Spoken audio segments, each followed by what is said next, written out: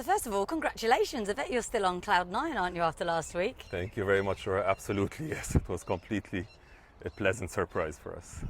And two really nice horses. You can dream of the carnival now, can't you, with mark of approval? We're hoping so. With mark of approval. So he's a horse that when we got him in the sale, it was a project really, because he had a slight injury.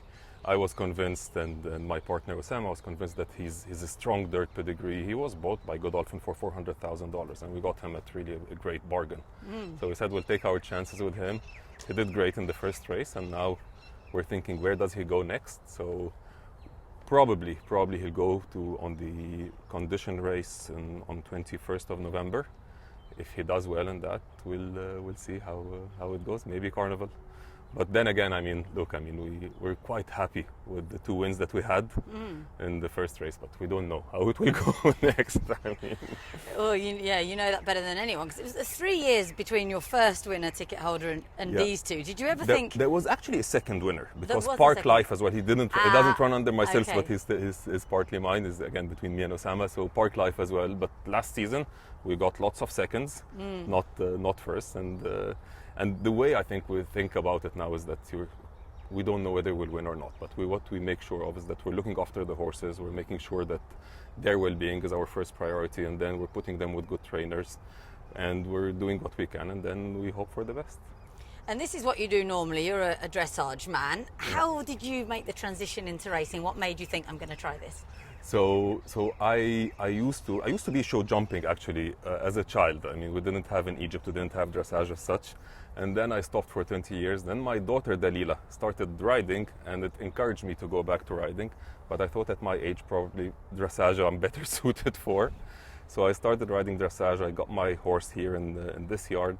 And then my partner now, Osama, in the racing, he told me about the race horses and that it might be a good idea. And this was at the time of Godolphin's first sale.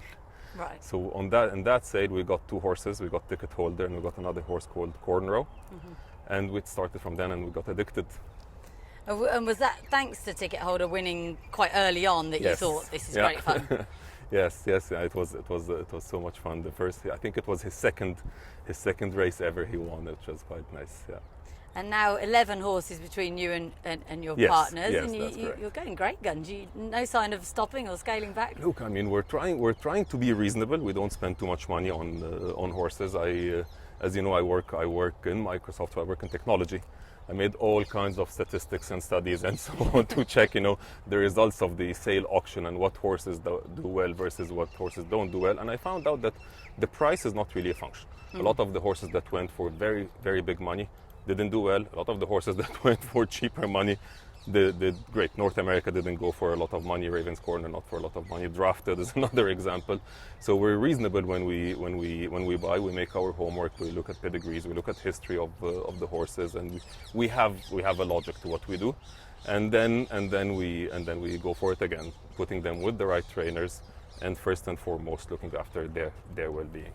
Now it seems to me your whole family's really embracing it, and they're getting bitten by the racing bug as well. Yes, absolutely. I mean, my daughter Dalila, she's always in the races with me, apart from the last meet, which was really disappointing. She had a birthday she had to go to. I was getting calls and messages and pictures and everything of just winner. I was like, damn it. Well, hopefully next time we get as lucky, if not luckier. And you've been riding since you're a little girl. You've doing dressage and trying to get into show jumping. What did you think when your dad said, "I've bought a racehorse"? I was actually there with him. He made the mistake of giving me the paddle. Okay. Yeah, it had to be confiscated after very soon. I just found it really, really interesting and just something new that was just really cool to try out. So it's I didn't really know much about it. So it just seemed like a very interesting thing to try. And how is it now, sort of 3 years on? You've had the winners, you know a lot more about it.